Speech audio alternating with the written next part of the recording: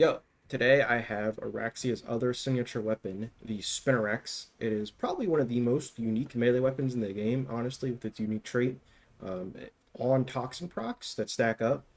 Depending on the amount of procs, you have a chance to explode an enemy, and that damage is really nothing to scoff at. It's actually pretty decent and noticeable and fun to build around. So that's why I have three different builds to showcase here. I have two light attack builds that probably have the same about performance, but they have two different ways of kind of reaching that point. And then my first build I'm going to show you is a heavy attack build that uses melee afflictions, and I think it's really fun and probably my favorite of the three. So I'm going to show you all three piece by piece, and yeah, we'll get straight into it then. So the first build involves melee afflictions, all right? And what melee afflictions does is when you ever ragdoll an enemy, CC them, lift them, trip them, that kind of thing, it stacks your statuses that you already applied to them. And the Spinnerex likes stacking toxin stacks. So very, very good combo. And it's very, very fun. You get all these fun chaining explosions. It's a great build. So I will show you that right now. With melee afflictions on, we're going to heavy attack them, and they all trip. And we might get some explosions on the first hit, and we do. We'll go again. Some more, some more. Trip them all again. Very nice, very nice. Obviously, if I was in mission, I would be spamming this. You know, I wouldn't be sitting here waiting for them to explode. But it's just fun to watch. But yeah, this heavy attack build, it's pretty gnarly. I like it a lot. It's definitely my favorite of the three. And I will get into the others then. So first, we've got to go over the mods of the heavy attack build here. And this is what we're rocking. Very important mods here are these double reach mods. You want to trip and get as many kneecaps as possible when you slash the room. So it's very important that you have both these reach mods here, these range mods. I was just running spring-loaded blade, and then I wasn't happy with it. I put primed reach on. I was very happy with it. So double range mods here, very important. As for the other two very important mods, double toxin here. We're getting bonus toxin damage with primed fever strike, and even more toxin damage and status chance with scourge here. So these two mods, very important, must run. Galvanized Elementalist, another very important mod.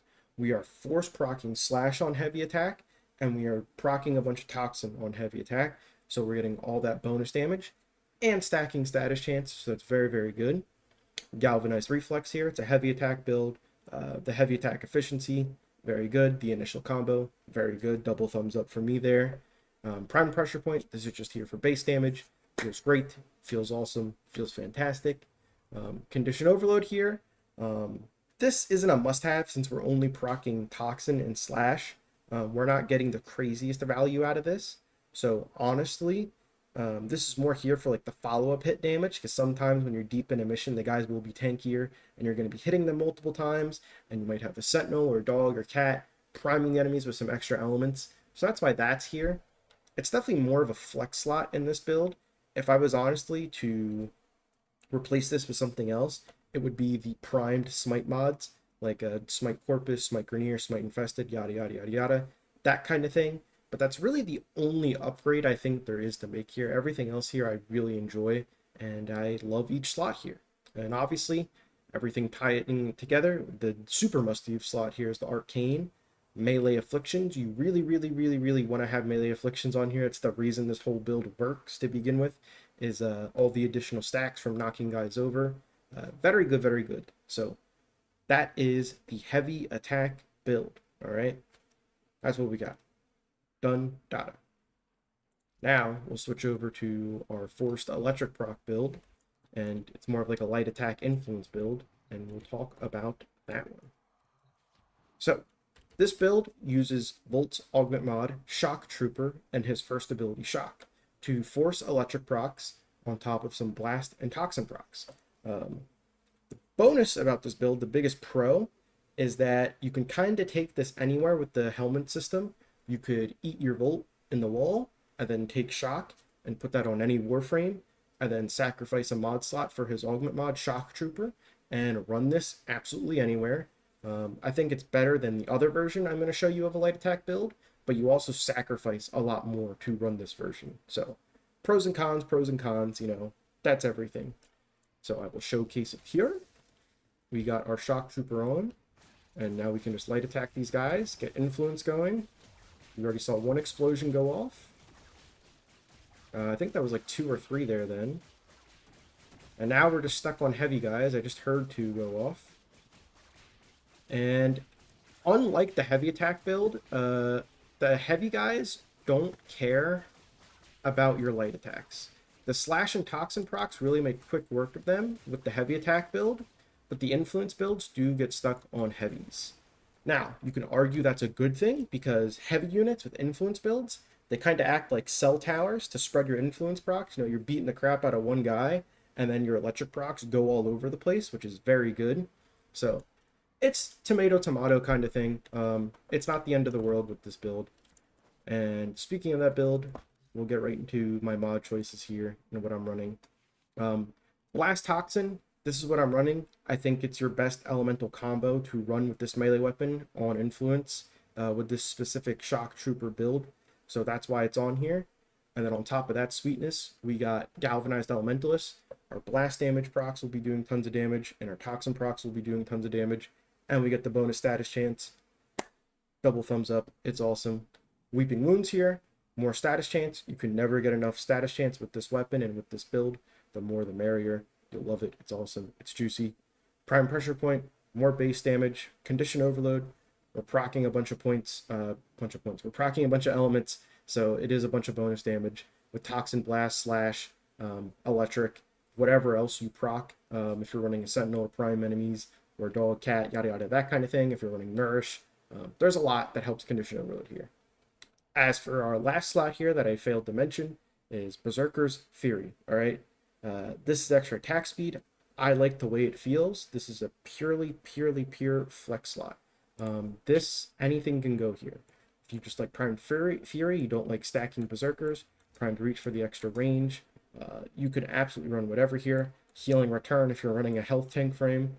You could run whatever you want here. To me, this is always a Berserkers though.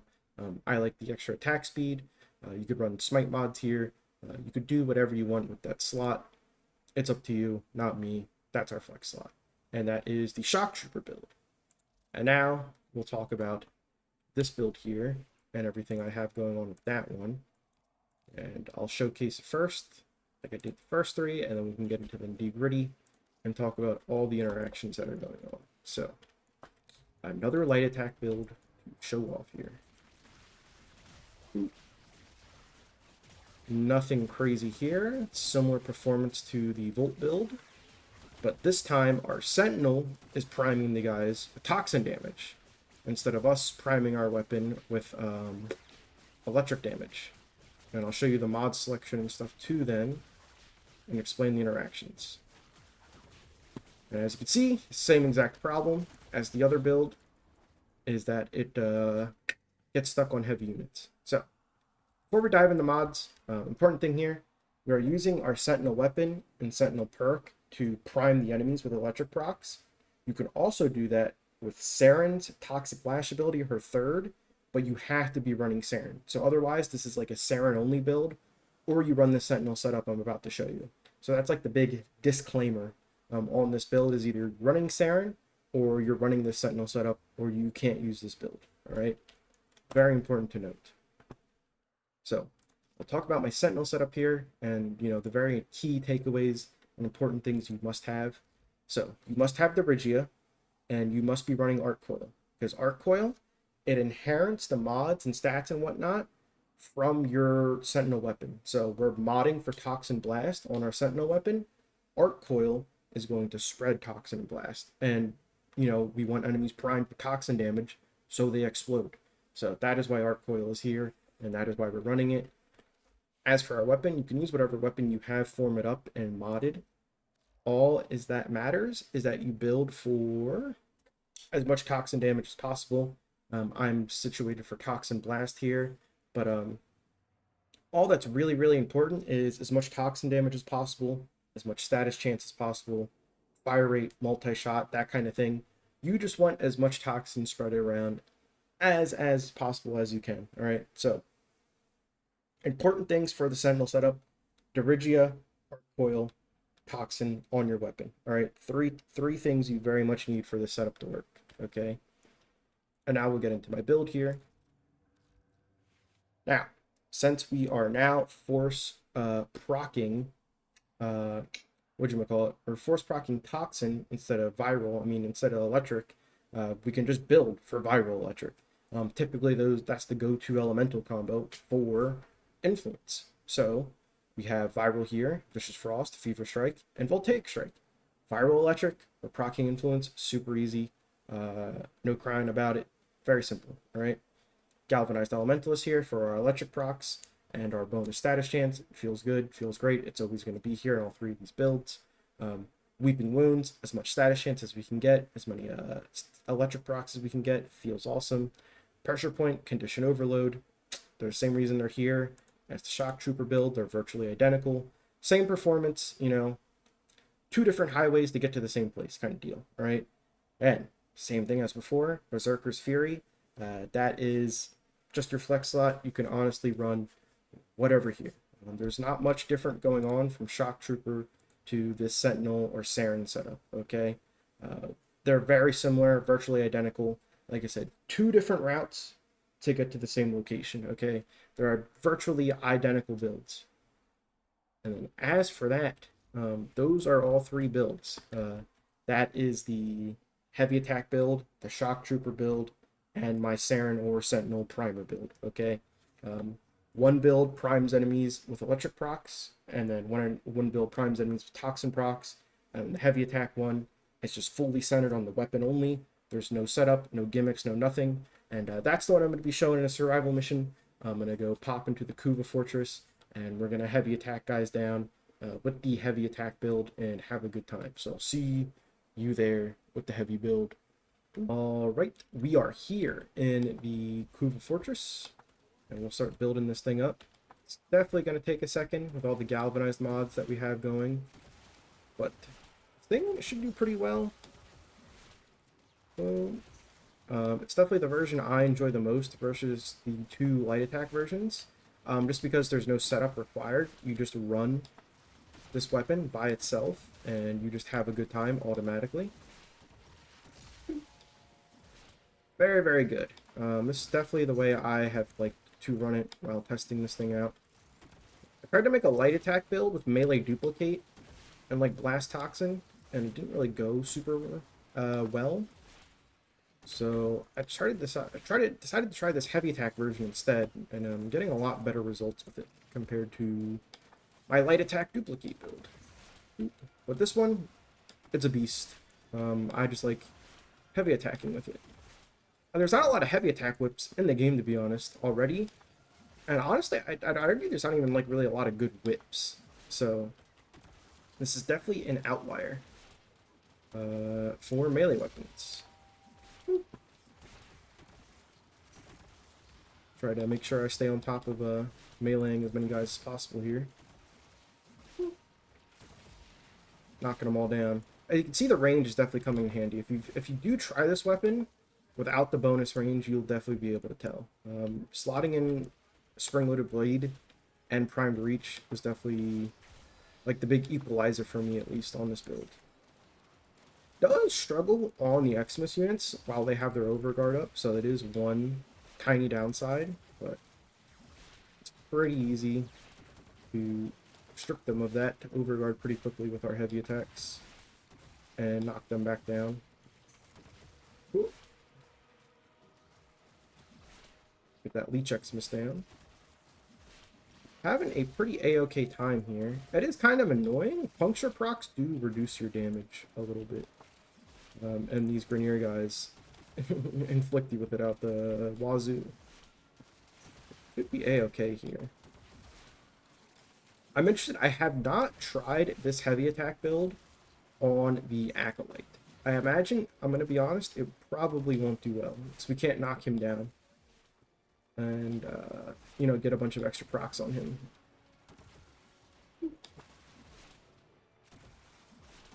But I think we're doing, honestly, a-okay. I have zero complaints about this heavy attack version of the build. The light attack versions with melee influence definitely have a higher KPM. But I I think this one's a lot more fun, for me at least.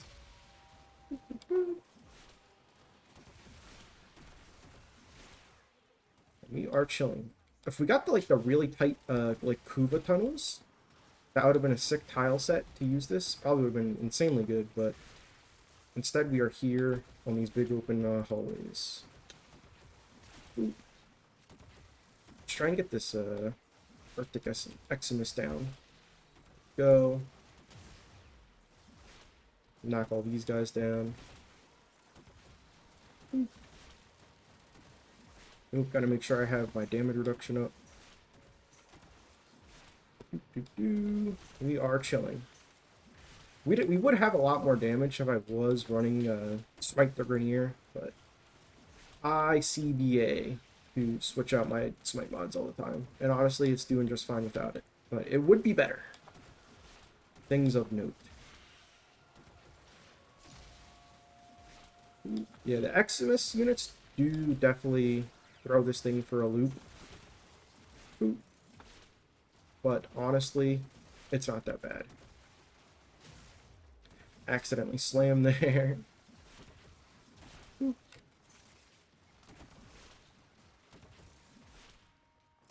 Nice little, that was a nice little chain right there. We should get the Acolyte spawning soon. Should be arriving any moment. I don't think this will do well against Acolyte. Straight up, but neither do the light attack versions. The Acolyte really does not care about just raw status weapons with no crit stats. So that is like one small downside about this weapon in general. But it is what it is. Alright, where you at, bud? Yeah. Well, no, it's not that great. Honestly, no, he's ticking down. I don't mind this at all. As long as I don't die here. I did die to Slash Procs because I got inflicted with 900 there from the Acolyte. But what are we at? 355? It's not the greatest thing in the world. The influence builds are definitely hitting 500 KPM, but that's more of influence doing the heavy lifting than the weapon. So I'm a big fan of this heavy attack variant. I think this is really good. I like that there's no setup. I like that I can just equip the weapon and use it as is with no issues. So yeah. That is the heavy attack Spinnerex showcase right there. Obviously, I went over 3 different builds. They're all good in their own right. I just prefer this one because there's just no setup involved. So I'll see you later in the next one. Adios. I just died again, but it's whatever. Bye.